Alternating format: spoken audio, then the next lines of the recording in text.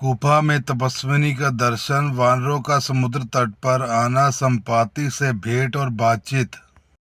लागी तृषा अतिशय कुलाने, मिले न जल धन गहन भुलाने, मन हनुमान कीन हनुमाना, मरण चहत सब बिनु जल पाना। इतने में ही सबको अत्यंत प्यास लगी, जिससे सब अत्यंत ही व्याकुल हो गए, किंतु जल कहीं भी नहीं मिला। घने जंगल में सब भुला गए। हनुमान जी ने मन में अनुमान किया कि जल पिए बिना यह सब लोग मरना ही चाहते हैं। चढ़ी गिरि शिखर चहु दिस देखा, भूमि बिबर एक कौतुक पेखा, चक्र बाक बक हंस उड़ाही, बहुतक खग प्रंसहि माही। उन्होंने पहाड़ की चोटी पर चढ़कर चारों ओर देखा तो पृथ्वी के अंदर एक गुफा में उन्हें एक कौतुक आश्चर्य दिखाई दिया। उसमें ऊपर चकवे बगले और हंस उड़ रहे हैं और बहुत से पक्षी उसमें प्रवेश कर रहे हैं। गिरि ते उतरी पवन सुत आवा, सब को ले सोई बिबर दिखावा, आगे के हनुमंती लीना, बैठे बिबर विलंब न कीना। पवन कुमार हनुमान जी पर्वत से उतर आए और सबको ले जाकर उन्होंने वह गुफा दिखलाई। सबने हनुमान जी को आगे कर लिया और वह गुफा के अंदर घुस गए। देर नहीं की।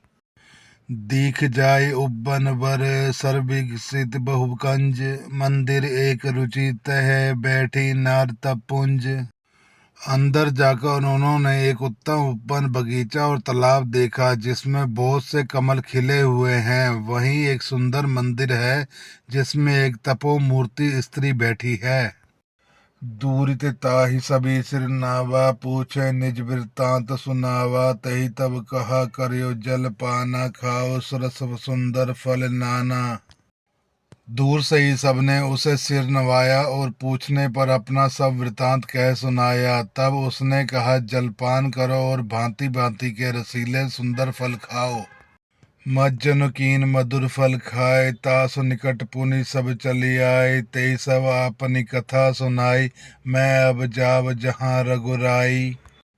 आज्ञा पाकर सबने स्नान किया, मीठे फल खाए और फिर सब उसके पास चले आए। तब उसने अपनी सब कथा कह सुनाई और कहा, मैं अब वहां जाऊंगी जहां श्री रघुनाथ जी हैं। मुदो नयन बिबर तज जाहु, पेहो सिताई जनि पछताहु, नैन मोदि पुनि देखे बीरा, ठाड़े सकल सिंधु के तीरा। तुम लोग आंखें मूंद लो और गुफा को छोड़कर बाहर जाओ, तुम सीता जी को पा जाओगे, पछताओगे नहीं, निराश ना हो। आंखें मूंद कर फिर जब आंखें खोली तो सब वीर का क्या देखते हैं कि सब समुद्र के तीर पर खड़े हैं। सो पुनि गई जहाँ रघुनाथा, जाए कमल पद नायो माथा, नाना भांति विनय तहि कीनी, अन पाए नि भक्ति प्रभु दीनी। और वह स्वयं वहां गई जहाँ श्री रघुनाथ जी थे। उसने जाकर प्रभु के चरण कमलों में मस्तक नवाया और बहुत प्रकार से विनती की। प्रभु ने उसे अपनी अनपायनी अचल भक्ति दी। बरदी बरकऊ सो गई प्रभु आज्ञा धरि शीस, उर धरि राम चरण जुग, जे बंदत अज ईस। प्रभु की आज्ञा सिर पर धारण कर और श्री राम जी के युगल चरणों को, जिनकी ब्रह्मा और महेश भी वंदना करते हैं, हृदय में धारण कर वह स्वयं प्रभा भद्री का आश्रम के को चली गई। यहाँ विचारी कपि मन माही, बीती अवधि काज कुछ नाही, सब मिल कही परस्पर बाता, बिन सुधि लय करब का भ्राता।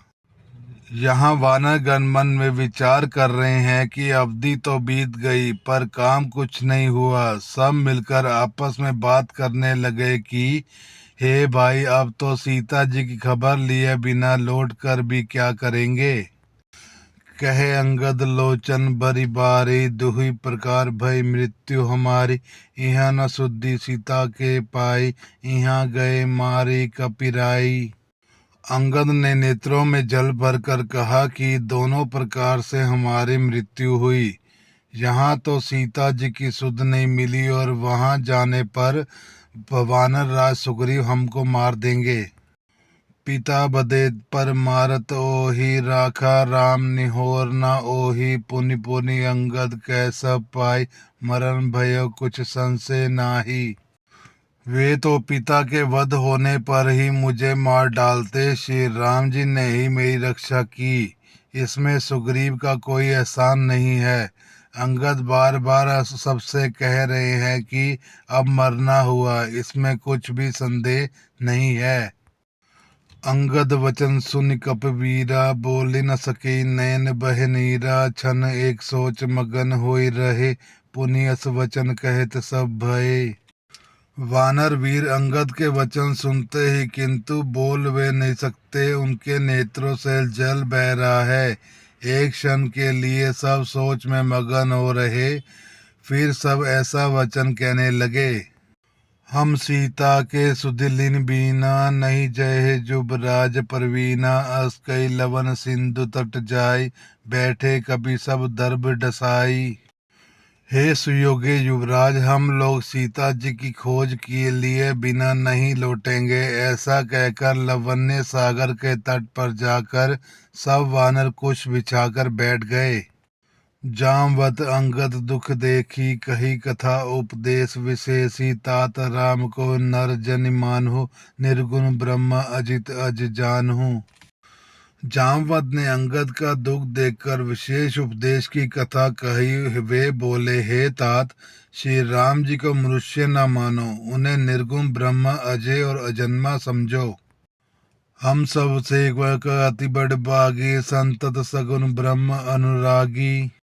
हम सब सेवक अत्यंत बड़भागी हैं, जो निरंतर सगुण ब्रह्म श्री राम जी से में प्रीति रखते हैं।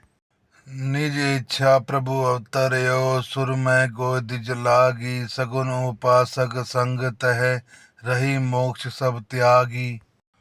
देवता पृथ्वी गौर ब्राह्मणों के लिए प्रभु अपनी इच्छा से किसी कर्म बंधन से नहीं अवतार लेते हैं। वहाँ सगुनोपासक भक्तगण सालोक्य, समीप्य, सारूप्य, सृष्टि और सजुक्त्य सब प्रकार के मोक्षों को त्याग कर उनकी सेवा में साथ रहते हैं। यही विधि कथा कही बहुभांति, गिरि कंदरा सुनि संपाति। बाहर होई देख बहु कीसा, मोहि आहार दीन जगदीसा।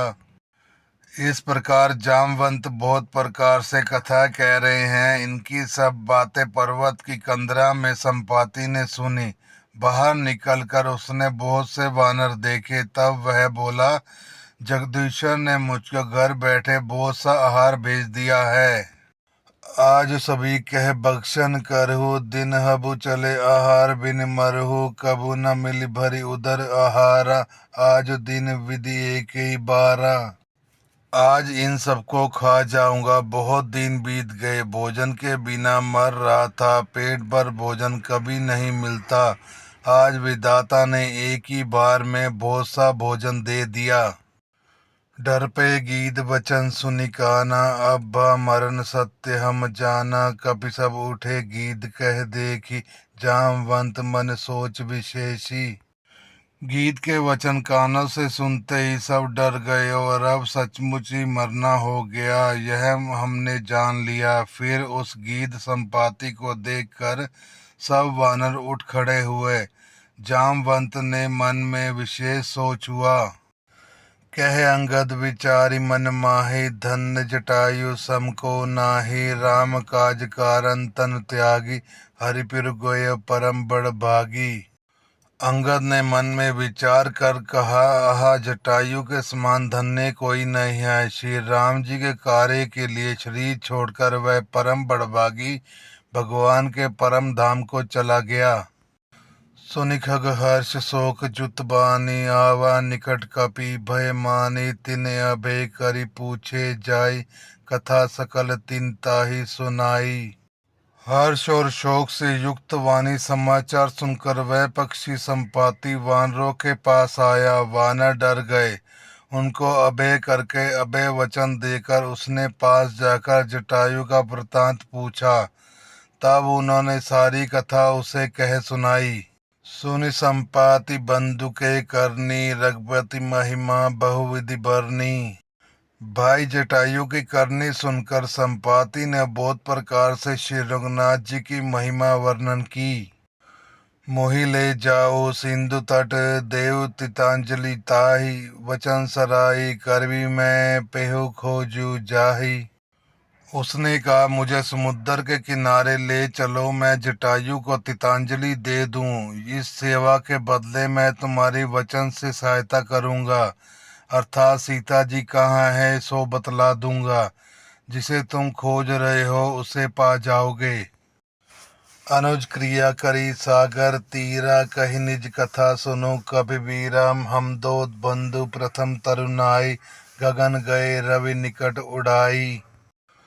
समुद्र के तीर पर छोटे भाई जटायु की क्रिया श्राद्ध आदि करके संपाति अपनी कथा कहने लगा। हे वीर वानरों सुनो, हम दोनों भाई उठती जवानी में एक बार आकाश में उड़कर सूर्य के निकट चले गए। तेज न सही सक सो फिर आवा, मैं अभिमानी रवि निर्याया। जरे पंख तजी तेज अपारा, पर्यव भूमि करी घोर चिकारा। वह जटायु तेज नहीं सह सका, इससे वह लौट आया, किंतु मैं अभिमानी था इसलिए सूर्य के पास चला गया। अत्यंत अपार तेज से मेरे पंख जल गए। मैं बड़े जोर से चीख मारकर जमीन पर गिर पड़ा। मुनि एक नाम चंद्रमा ओहि, लागी दया देख करि मोहि। बहु प्रकार तई ज्ञान सुनावा, दे जनित अभिमान छुड़ावा। वहाँ चंद्रमा नाम के एक मुनि थे। मुझे देखकर उन्हें बड़ी दया लगी। उन्होंने बहुत प्रकार से मुझे ज्ञान सुनाया और मेरे देह जनित देह संबंधी अभिमान को छुड़ा दिया। त्रेता ब्रह्म मनुज तन धरहि, तासु नारिन सीचर पति हरहि। तासु खोज पठई प्रभु दूता, तिन मिली तय होब पुनीता। उन्होंने कहा, त्रेता युग में साक्षात परब्रह्म मनुष्य शरीर धारण करेंगे। उनकी स्त्री को राक्षसों के राजा हर ले जाएगा। उनकी खोज में प्रभु दूत भेजेंगे। उनसे मिलने पर तू पवित्र हो जाएगा। जिम ही पंख करे सिगनि चिंता, तीन दिखाई दे सिते सीता। मुनि कह गिरा सत्य भय आजु, सुनि मम वचन करे प्रभु काजू। और तेरे पंख उग आएंगे, चिंता ना कर, उन्हें तू सीता जी को दिखा देना। मुनि की यह वाणी आज सत्य हुई। अब मेरे वचन सुनकर तुम प्रभु का कार्य करो। गिरि त्रिकूट ऊपर बस लंका, तह रहे रावण सहज आशंका। तह अशोक उपवन जह रही, सीता बैठी सोच रत। वही चित्रकूट पर्वत पर लंका बसी हुई है। वहाँ स्वभाव से ही निडर रावण रहता है। वहाँ अशोक नाम का उपवन बगीचा है जहाँ सीता जी रहती हैं। इस समय भी वे सोच में मगन बैठी हैं।